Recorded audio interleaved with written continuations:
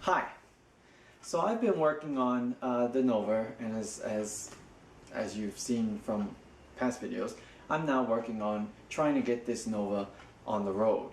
And so one of the things that I need to get taken care of is the sound system. Now, back in '74, the Nova, at least my Nova, didn't come with a well-equipped sound system. It did have two 6x9s when I got it, and in the rear deck it does have two 6x9 holes. But in the front of the dashboard, there's only one mono 4x10 speaker. Now, that's only 3 speakers, and by today's standards, well, to have at least a good sounding sound system, you need at least 4 speakers, 2 in the front and 2 in the rear. Well, that's exactly what I want. I want the car to have a 4-speaker system, at least. And so, one of the criteria for me is I don't want to see the speakers. The way it was originally, and I'll show you how it was in a minute, but it had two 6x9s in the rear package tray. And, well, through the back window, you can clearly see the 6x9s. Now, my Nova came with tinted windows in the back. The back windshield was tinted, but with the way I'm building it, I'm not tinting the windows. So I do not want to see the speakers. So there's only one way to cure that problem, and that's to mount the speakers under the package tray.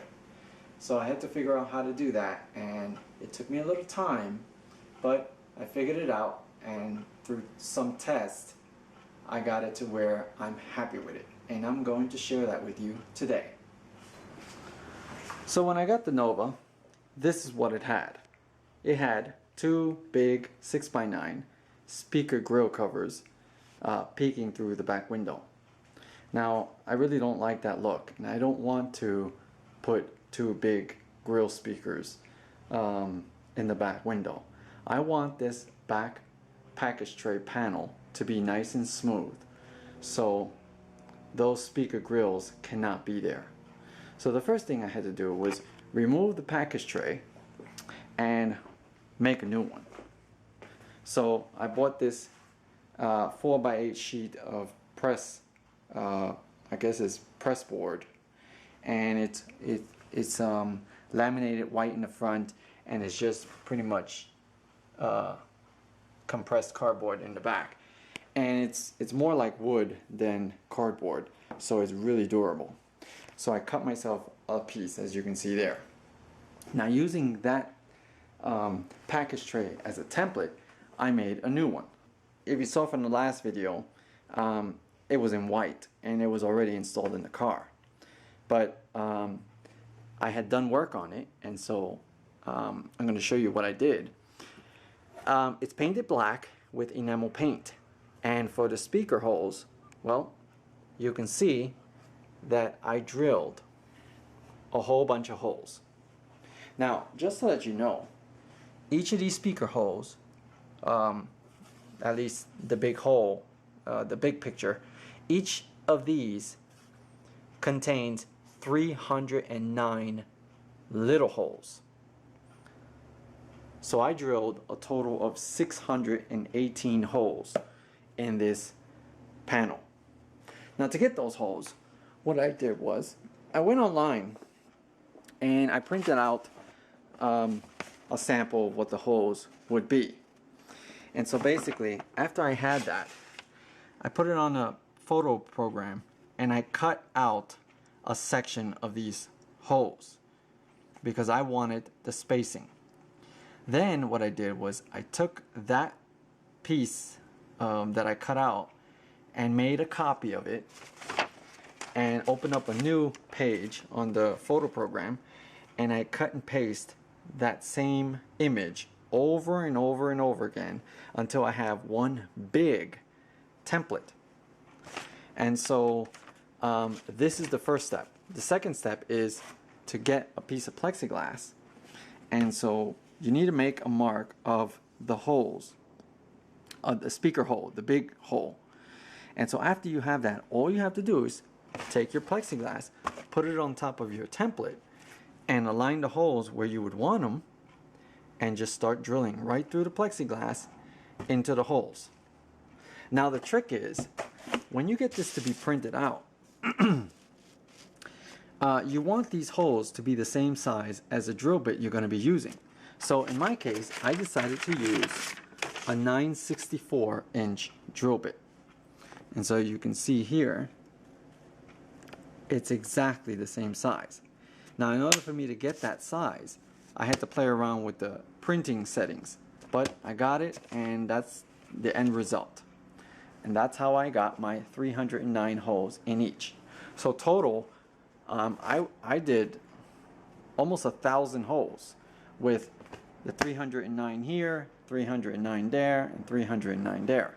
It took me 2 days to do that. I would say it took me about, I don't know, a little over an hour. And the reason why 2 days is because after doing 309 holes, and then going and doing another 309 holes, I got pretty much fed up and I had to walk away. So the next day I was refreshed and I was able to do the other holes. So that solves the speaker hole problem.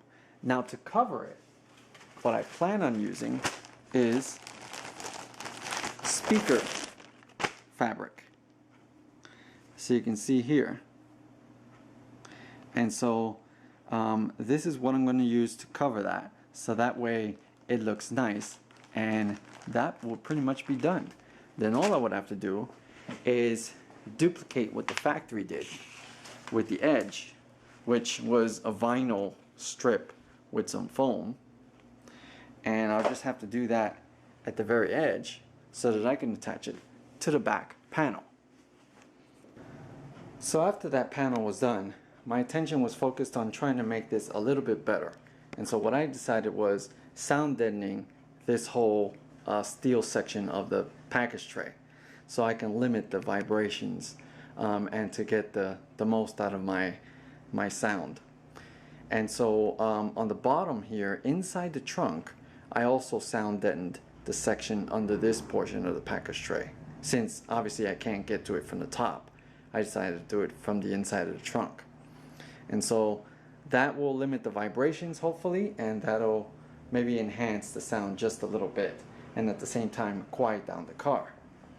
Now for the inside, since I didn't do it in the past, I decided, well, it was a good time to do it, and I decided to do the wheel wells as well, and of course that section here.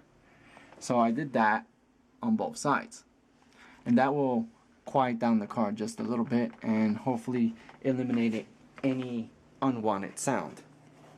Now for the dashboard, since that's the next portion of the speaker system, well, the factory had the speaker in that grill on top of the dashboard.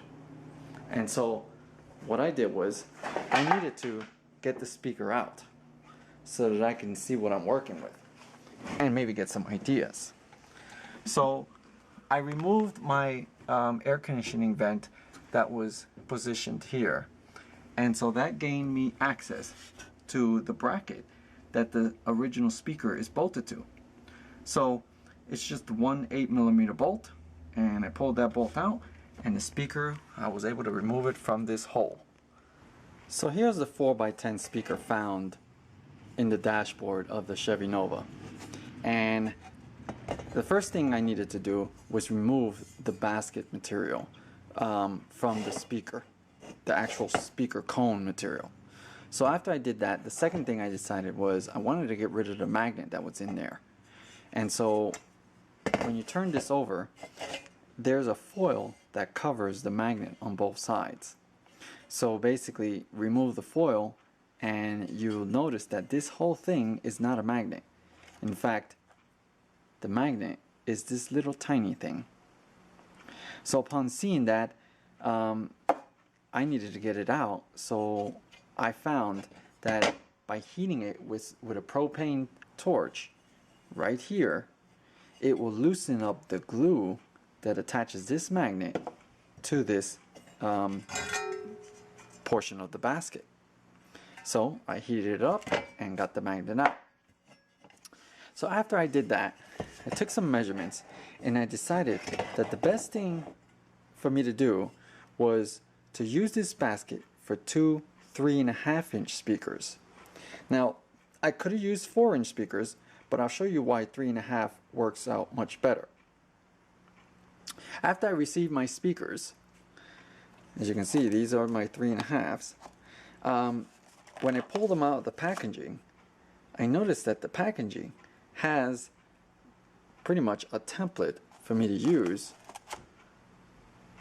to make my marks on the basket. So I cut one of the packaging and I decided to put it on where I would want the speaker to be. And lo and behold, where the wires go, the actual factory bracket has already the cutout I need to bypass those wires. And this cutout is on both sides. So when I line it up, it's perfect. So that's going to work out beautifully. So here's my speaker basket with the holes cut out, and they came out pretty good. That template worked out great. So I got them all cut out, and these are the pieces that I removed from the basket. So now let me put the speakers in so you can see what it looks like.